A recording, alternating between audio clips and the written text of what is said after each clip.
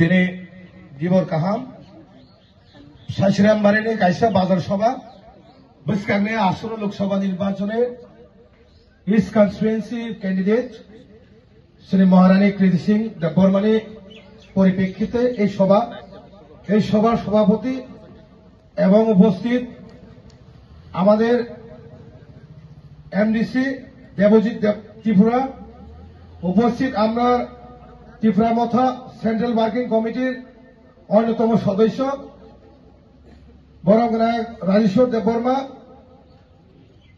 তাই দুইজন এই এলাকার ইলেকশনের কারণে অবজারভার আমাদের মথা পক্ষ থেকে লিমন এবং দাস সোনাচরণ, তাই উপস্থিত বিজেপি ডিস্ট্রিক্ট প্রেসিডেন্ট বিকাশ বৈদ্য মহাশয়, তাই উপস্থিত শ্রী মন্ডল প্রেসিডেন্ট জোলাইবাড়ি অজয় রিয়াং, তাই খরকসা আপনার নাম বলে জেলা উপসভাধিপতি এবং অন্যান্য নেতৃত্ববৃন্দ। আজকে এই সভা সবচেয়ে ইম্পর্টেন্ট, বিশেষ খাইনায় যে সিকেল অ্যাকর্ড মানে যে সাইন মানে সেন way not sign with the party সেন party by signing yeah Tripura Motha and India government signing হা অ্যাকর্ড আই অ্যাকর্ড হিস্ট্রিক্যাল যে অ্যাকর্ডিং মানে মো ত্রিপুরা সানি বাগै বেলাই গণেशनि ইমান তিনি মুখ থাंनानै थाङै दङ बनि बागै जों तामो बीजेपी तामो आईपीएफटी तामो त्रिपुरा मथा जों जतनो तागलाय नरेंद्र मोदी जी ने इस बार 400 पार करके हम लोग बीजेपी में फिर गवर्नमेंट बनाएगा।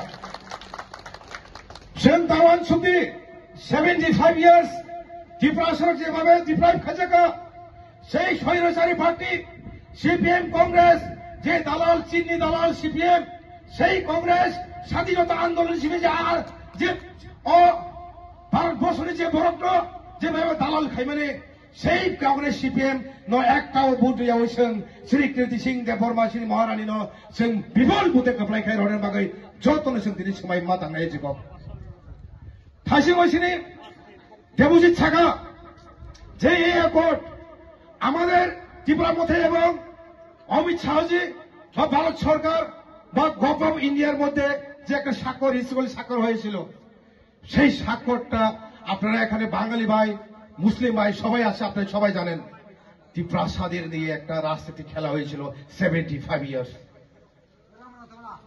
সেই 1980 রাজনীতি নয় এখন, সেই 1970 ত্রিপ্রাসাদ নয় এখন। ত্রিপ্রাসাও বুঝে গেছে পাহাড়ি বাঙালি ভাই ভাই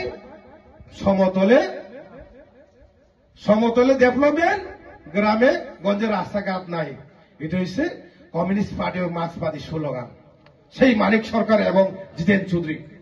আপনারা কি জানেন কি জিতেন চৌধুরী যদি আমাদের মহারাজ প্রদীপ কিশোর মানিক্য জিতেন চৌধুরীর বিরুদ্ধে যদি প্রার্থী দিতাম জিতেন চৌধুরী আজকে এমএলএ থাকতো না হলে, আপনারা জানেন নি? কিন্তু মহারাজ এই যে ত্রিপ্রাসাদ এই যে লিডার হিসাবে মহারাজ কিন্তু ওনার এগেন্সে প্রার্থী দেয়নি। সেই কারণে তিনি আজকে সাবরুম কেন্দ্রে তিনি মনোনীত প্রার্থী হয়েছিল এবং আজকে এমএলএ বিরোধী পার্টি নেতা। উনি আজকে বলছে ওদের মাথার মধ্যে কিছু নেই, মাথা পাগল হয়ে গেছে। সিপিএম কাंग्रेस এখন পাগল, লোক নেই। जिसका साथ पहाड़ है उसका साथ गवर्नमेंट है, तो हम लोग किसका साथ? बीजेपी का साथ। बीजेपी हमको जो मांगा है प्रसाद सोल्यूशन के लिए बीजेपी ने हमको दिया, इसलिए इस बार फिर 400 बार ताली बजाओ, फिर 400 बार। तो जितेन चौधरी खाली लुक नहीं, माइक নিয়ে খালি ভাষণ দেন। এই আমরা যে পূর্ব ত্রিপুরা ইয়াতে প্রার্থী এনেছিলেন, ওনার নাম তো কৃতি সিং দেববর্মা। ওনার তো বাড়ি এখানে না, উনি তো ত্রিপুরার লোক না, উনি তো বিদেশি। अरे साला जितेन चौधरी, आप त्रिपुरा से होकर ऐसे बात करता है। मैं आपको एक बात बोलना चाहता है, जिसका नाम भी एयरपोर्ट हुआ है नरेंद्र मोदी ने बनाया है, जिसका नातिन कृति सिंह देबबर्मा, उसको आप विदेशी बोलता है। उसका पापा का नाम है महाराष्ट्र विक्रम देबबर्मा और आप त्रिपुरा बोलते हैं हम 140 जना राज का वंश है, ऐसे बोलने वाले आप कहा था? आप चीन का दलाल है, आप तो पूरा दलाल है, आपका चेहरा पूरा चीन का है। तो ऐसे बहुत बात मत करो।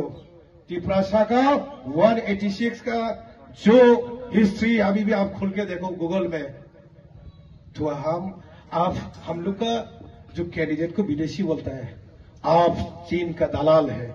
अभी चीन में भी नहीं है कम्युनिस्ट पार्टी और मार्क्सवादी, चीन में भी नहीं है। चखरा आतोरा शेष चीन में, और भारत में कैसे होगा, इंडिया में कैसे आएगा ये पार्टी। तो इस बार फिर 400 बार त्रिपुरा मथा बीजेपी आईपीएफटी लॉन्ग ले तई बोबागरा एक लोग थे नरेंद्र मोदी जी मानिक शाह लॉन्ग ले जो तो लोग